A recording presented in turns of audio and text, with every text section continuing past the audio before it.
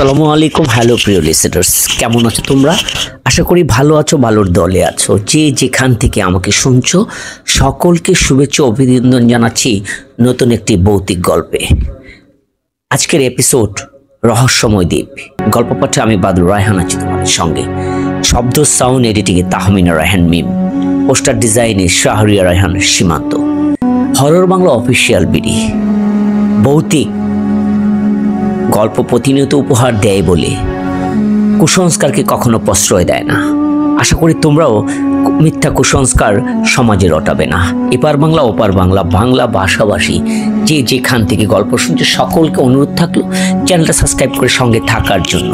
আর যারা করেছো তাদেরকে অসংখ্য ধন্যবাদ জানাচ্ছি। আমরা গল্পে ফিরে যাই। দ্বীপ বলতে আমাদের চোখে ভেসে ওঠে চারদিকে জল বেষ্টনী গাড়া একটি ভূমি। পৃথিবীতে মানুষের জানা অজানা অনেক দ্বীপ রয়েছে। কোনো কোনো দ্বীপে মানুষ বসতি স্থাপন করে, কোনো কোনো দ্বীপে মানুষ এখনো যেতেই পারেনি। আফ্রিকান এমন একটা ছোট্ট বড় অগণতিক দ্বীপ রয়েছে আমেরিকা কিংবা অস্ট্রেলিয়া। আজ আমরা অন্য এক দ্বীপের কথা জানাবো। মাহিন্দের স্কুলের নবম এবং দশম শ্রেণীর শিক্ষার্থীকে নিয়ে শিক্ষা সফরে যাওয়ার সিদ্ধান্ত নিয়েছে স্কুল কর্তৃপক্ষ। এই খবরে খুব উচ্ছ্বাসিত ছাত্রছাত্রীরা। ক্লাস 9 এবং 10 ক্লাসের ক্যাপ্টেন গালিব এবং নাবিল আজ ছুটির পর দুই ক্লাসের ছাত্রছাত্রী এক জায়গায় মিলিত হবে। ক্যাপ্টেনরা এসে জানিয়ে দিয়েছে যথারীতি ক্লাস শেষ ওরা স্কুলের পেছনে ঈদগাহের মাঠে মিলিত হবে। উদ্দেশ্য শিক্ষা সফরে কোথায় যাবে সেই প্রস্তাব নিজেদের পছন্দ মতো স্থান কথা স্কুলের কর্তৃপক্ষকে জানাবে, এর জন্য তারা মিলিত হয়েছে। কক্সবাজার কেউ বলে রাঙামাটি, কেউ আবার কুয়াকাটা, তো কেউ সুন্দরবন। দুজন বলল এখানে যে সকল স্থানের প্রস্তাব এসেছে আমরা সবাইকে কখনো না কখনো ওই জায়গায় আমরা গিয়েছি, কিন্তু দ্বীপে কেউ গেছে বলে আমার মনে হয় না। কথাগুলো বলেছিল অপু, যে দশম শ্রেণীর অত্যন্ত চুপচাপ স্বভাবের ছাত্রটা। অপুর কথা শেষ হতেই সবাই চিৎকার করে উঠল। দ্বীপ, রবি, আমান সবাই বলে উঠল এটা জোস আইডিয়া। গালিবের সবাইকে চুপ করে থাকতে বলল, চাইলো সবাই সময় মতো ঠিক করা যাবে। যদি সবাইকে একমত হও তাহলে হাত তুলে সম্বোধন জানাও। উপস্থিত সকলে হাত তুলে সম্মান জানালো। স্কুলে মিলে ক্লাস টিচার কাছে গেল এবং তাদের ইচ্ছের কথা বলল।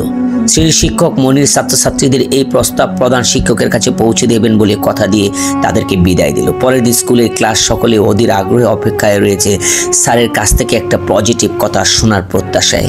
ক্লাস শেষে এলো। নিয়মিত ক্লাসের মতো করে ক্লাস নিতে শুরু করলেন, কিন্তু তিনি লক্ষ্য করলেন ক্লাসের কোনো একটা স্টুডেন্ট তার কথা মনোযোগ দিয়ে শুনছে না। মনির স্যার লেকচার বন্ধ করে স্টুডেন্টকে প্রশ্ন করলেন, তোমরা ক্লাসে মনোযোগ দিচ্ছ না কেন? গালিব দাঁড়িয়ে বলল, স্যার আমরা গতকাল যে প্রস্তাব দিয়েছিলাম সেই বিষয়টা নিয়ে আমাদের ভেতরে একটা উত্তেজনা কাজ করছে এবং সেই কারণেই কেউ ক্লাসে মন দিতে পারছি না। গালিবকে ইশারায় বসতে বলে মনির স্যার বললেন, না, তোমাদের প্রস্তাব হেড স্যার নাকচ করে দিয়েছে। সকালে একসঙ্গে বলে উঠল, ও নো। স্যার তখন বলল, দেখো তোমরা সবাই এখন অনেক ছোট, অনেক কিছুই বুঝতে পারো না। আমরা ছেলে মেয়েদের সকলের একসঙ্গে যাব।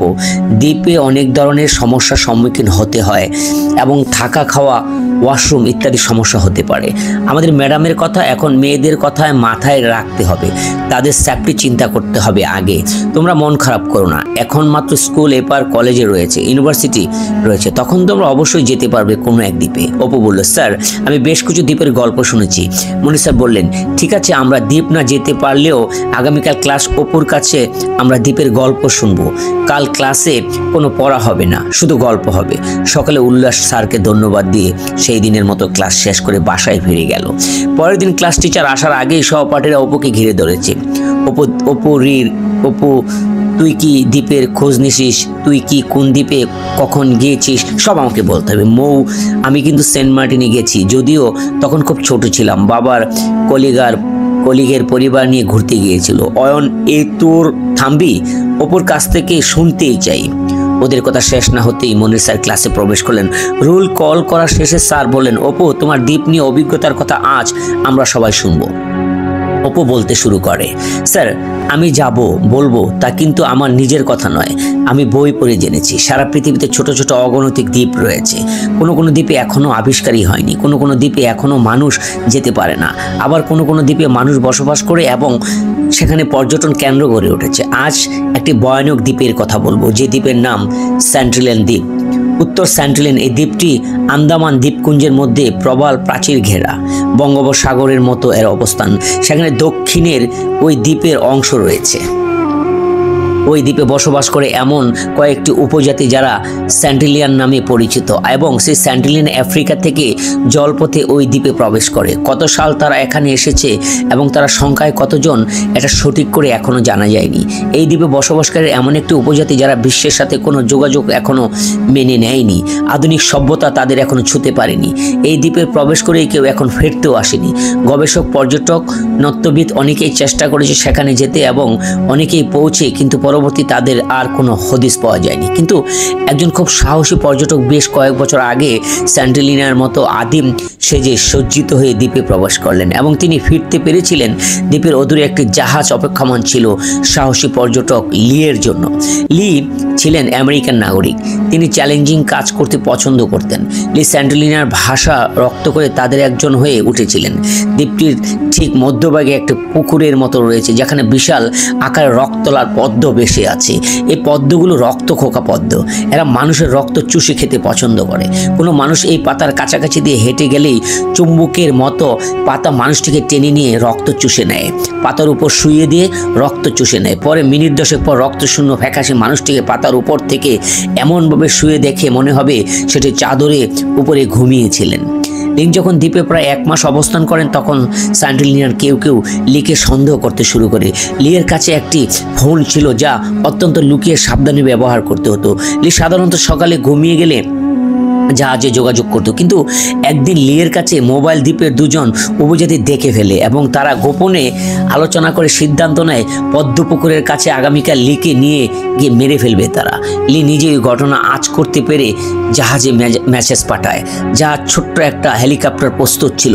মধ্যরাজা সেন্টিলিয়ান ঘুমের সময় যতটা শব্দহীন স্বভাব, হেলিকপ্টার লিকে তুলে নিয়ে জাহাজে ফিরে আসে। এরপর কয়েকজন গবেষক এই পর্যটক সেন্ট মিল্টির দ্বীপে প্রবেশ করতে চেয়ে কেউ আর ফিরে আসে নাই এবং পৃথিবীতে এই দ্বীপটি একটি ভয়ানক দ্বীপ নামে পরিচিত। অপুর কথা এতক্ষণ ক্লাসে সবাই মনোযোগ সহকারে শুনছিল। অপু থেমে গেলে মনির স্যার প্রথমে নীরবতা ভেঙে বলে উঠল, তোমাদের কি অনুভূতি হয়েছে জানি না, তবে অপুর বর্ণনায় আমি কিন্তু মনে মনে সেন্টিলিয়ান দ্বীপ ঘুরে এসেছি। তখন ক্লাসের অনেকেই একসঙ্গে বলে উঠল, স্যার আমরা ঘুরে এসেছি, আর এই ভয়ানক দ্বীপ থেকেও। গাইজ, ছোট্ট একটা গল্প তোমাদের মাঝে আমি তুলে ধরলাম। গল্পটা আমি লেখকের নামটা আমি আগেই বলা উচিত ছিল। গল্পটি লিখেছেন সাফিয়া খন্দকার রেখা, তাকে আমরা স্মরণ করতে চাই। তার লেখায় গল্পটি তোমাদের কেমন লেগেছে? তোমাদের ভালো লাগলে অবশ্যই লাইক, কমেন্ট, শেয়ার করে জানাবে। আর তোমাদের যদি গল্প থাকে সেটা আমাদের ডিসক্রিপশন বক্সে, হোয়াটসঅ্যাপে কিংবা মেইলে আমাদেরকে পাঠাতে পারো। তোমাদের জানা অজানা অনেক গল্প তোমাদের মাঝে, যে ভৌতিক কোনো গল্প থাকলেই অবশ্যই আমাদেরকে পাঠাবে। সেই পর্যন্ত ভালো থাকো। নমস্কার, আল্লাহ হাফেজ।